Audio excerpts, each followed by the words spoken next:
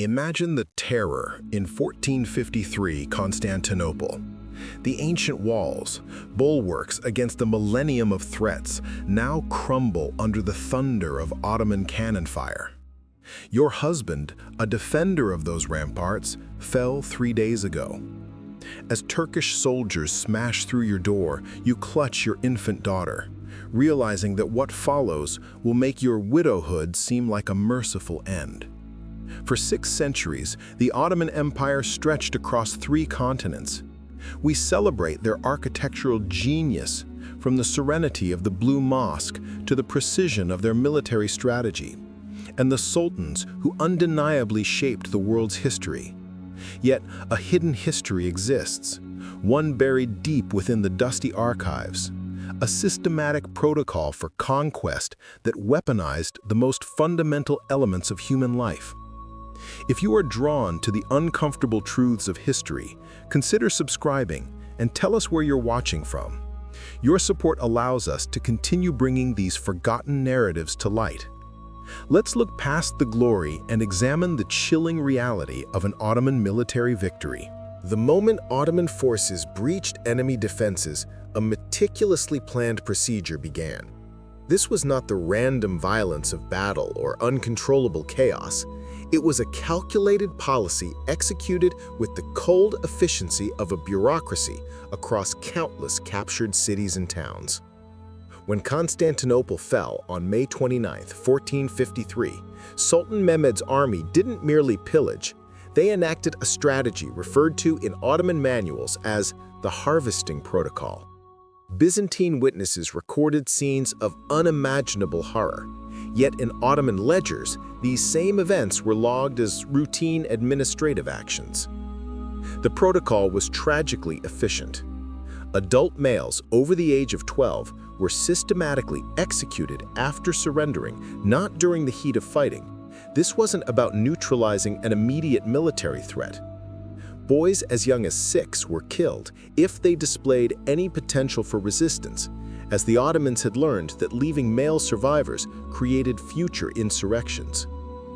While death was the fate of the males, women and young girls faced a horror codified into Ottoman military law, a policy referred to as population processing. In public squares, often before the ruin of burning churches, women were immediately separated into distinct categories based on age, physical condition, and perceived economic worth. This public sorting was designed for maximum psychological impact on the victims and any remaining populace.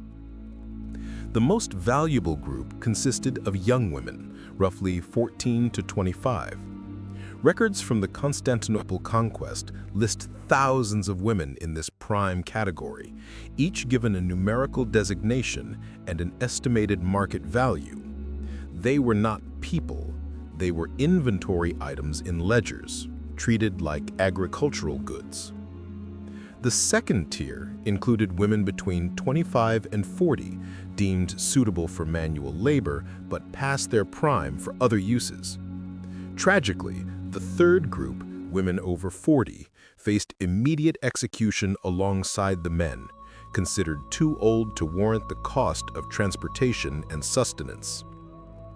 Children represented a separate investment. Boys under 6 were taken for the Dev-Shirme system, the empire's program for forced conversion and recruitment. Girls under 12 were placed into formation programs, euphemistically named, to prepare them for specific domestic or imperial roles. The sheer psychological torment inherent in these procedures was as strategic as any military movement. Families were forced to observe the sorting, mothers watching daughters assigned to different fates, knowing the separation was final. This calculated trauma was intended to break the spirit of the remaining population, ensuring future compliance. Accounts detail soldiers deliberately separating infants from their mothers to maximize distress. Crying babies were sometimes immediately killed, not out of cruelty toward the child, but as a devastating demonstration of the absolute power held over the mother. Resistance meant watching your children die. The conquest of Constantinople served as a grim blueprint for the empire's expansion. Within 48 hours of the city's fall, an estimated 50,000 inhabitants were processed.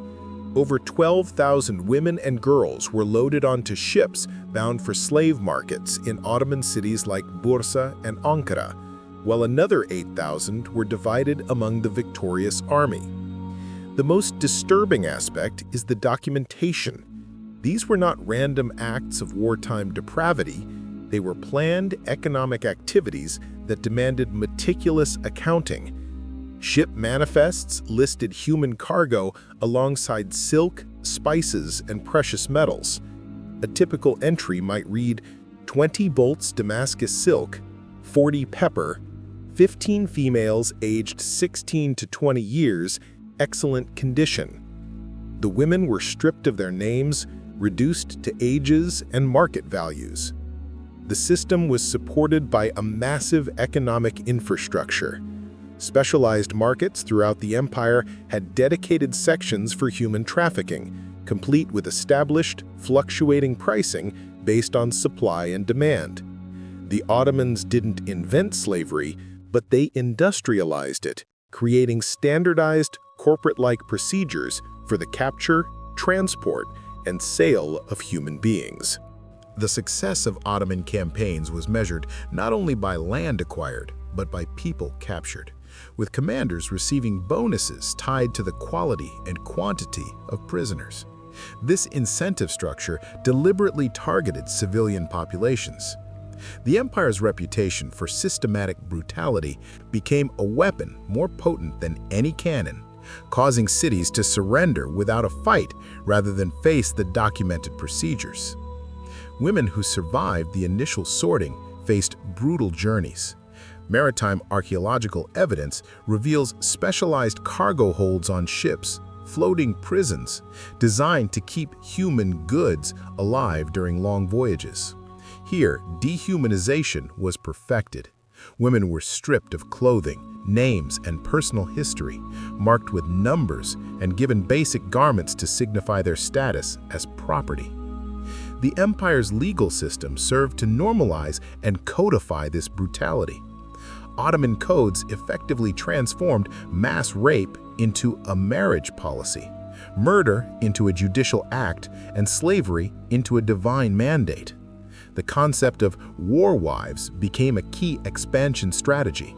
When an enemy soldier fell, his widow automatically became the property of his killer. This was established legal doctrine, not an informal tradition, requiring witnesses and strict timeframes for claiming ownership. Conquered women underwent a systematic destruction of their former identities. Names were immediately changed.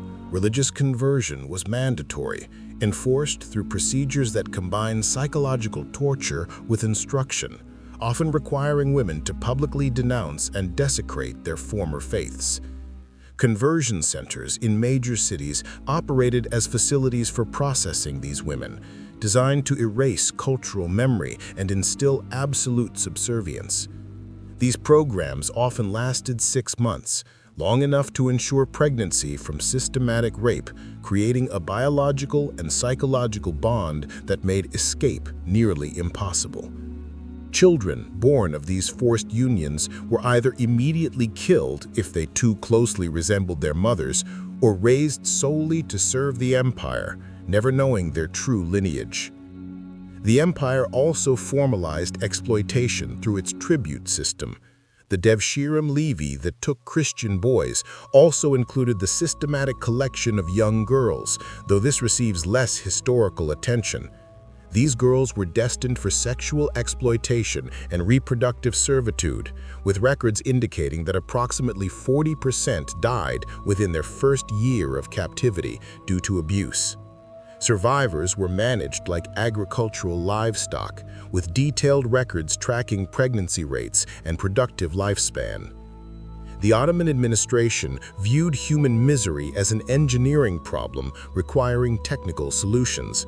They calculated the optimal age for capture, the most efficient methods for psychological resistance, and the precise balance between exploitation and survival needed to maintain breeding populations. The psychological tactics were relentless. Women were falsely told their families were dead and their home villages destroyed to eliminate hope and ensure compliance. This investment in creating and maintaining psychological fictions proved more effective than physical restraints. This systematic exploitation was not a barbaric relic of medieval warfare. It was a deliberate, centuries-long strategy documented in the empire's own records.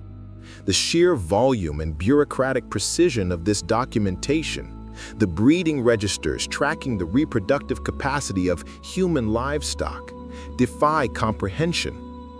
The architectural plans of the specialized breeding centers reveal individual cells, controlled courtyards, and medical facilities optimized for maximum reproductive efficiency.